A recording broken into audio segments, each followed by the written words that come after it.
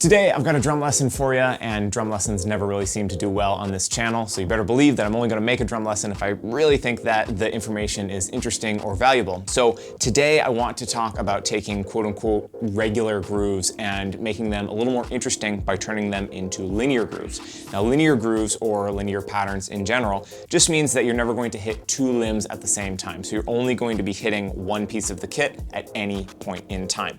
And what we can do is we can take, again, what I'm calling kind of normal, like 8th note and 16th note based grooves, and we can do this one simple trick. Drummers hate this one simple trick to suddenly turn your normal grooves into linear grooves. And this will be useful for a couple of different reasons. If you're feeling like you're kind of in a rut and you find yourself playing like the same grooves over and over again, this will really help you break out of that quite easily.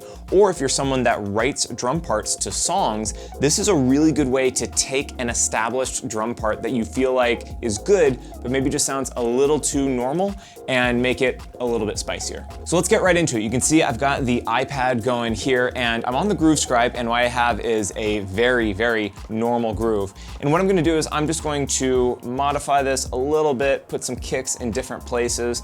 And now this groove that you see here is a fairly standard 8th note rock groove that you might find in a pop song, funk song, whatever it might be. Of course, it's going to sound like this.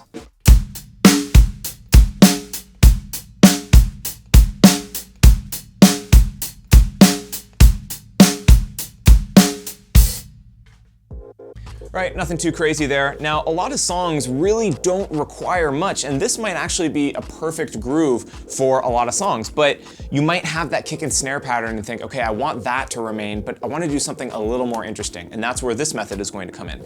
And the one simple trick that I promised earlier is this. We're just going to take any note, any hi-hat note that falls on either a kick or a snare, and we're gonna remove it. So I'm just gonna look here and I can see all these kicks and snares, and I'm just going to remove the hi-hat above each one. So I can see kick there, snare there, kick there, snare there. And this now is the groove that I'm left with. It's a completely linear groove, so there's only one limb playing at any one time. There are no two notes stacked together at any point. And now this groove is going to sound like this.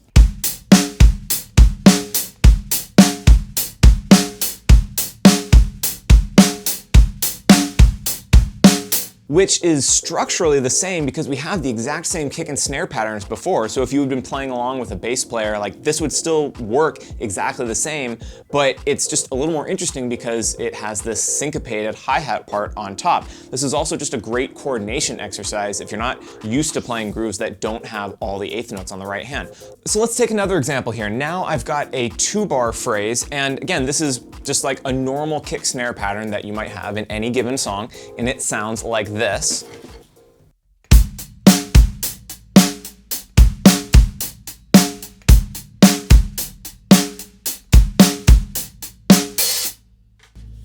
Which sounds fine, if not slightly boring, so we're just going to apply this rule again. And any note that has a kick or a snare on it, I'm gonna remove the hi-hat above it. So I'm gonna take the hi-hat out there, there, there, there, and there. Now we're left with this.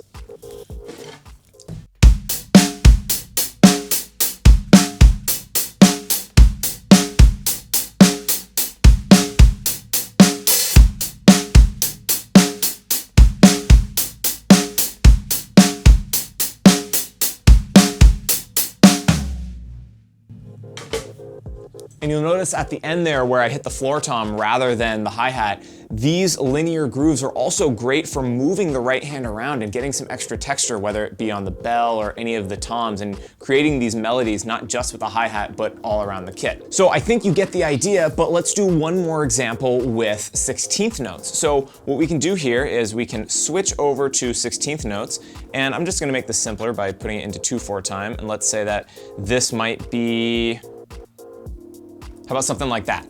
This would be a fairly common 16th note groove. It would sound something like this.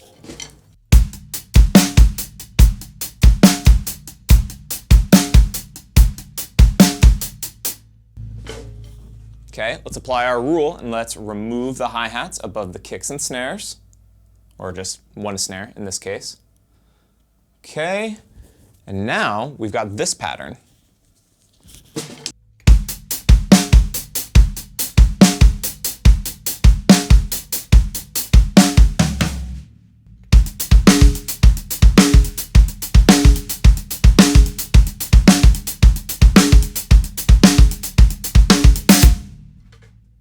So that's the idea. It's really simple and very easy to apply, and I love this because I think it works really well for beginner, intermediate, and for advanced students. Of course, you should be able to imagine making more complicated 16th note patterns and being able to make these linear grooves out of that. So I think this is a great tool if, again, you're just looking to work on your coordination a little bit. If you've never gotten into linear grooves before, this is a great way to make your own without having to get a book and look through, 100 of them. And it's also great for songwriting. Again, if you're like, this is cool, this kick and snare pattern feels right for the song, but it just feels a little bit boring, I want to make this more interesting, here's a method to spice up that particular part. So like I said, I know the lessons don't really get much love on this channel, but hopefully this was helpful to some of you. Thank you for watching, and I will see you in the next one.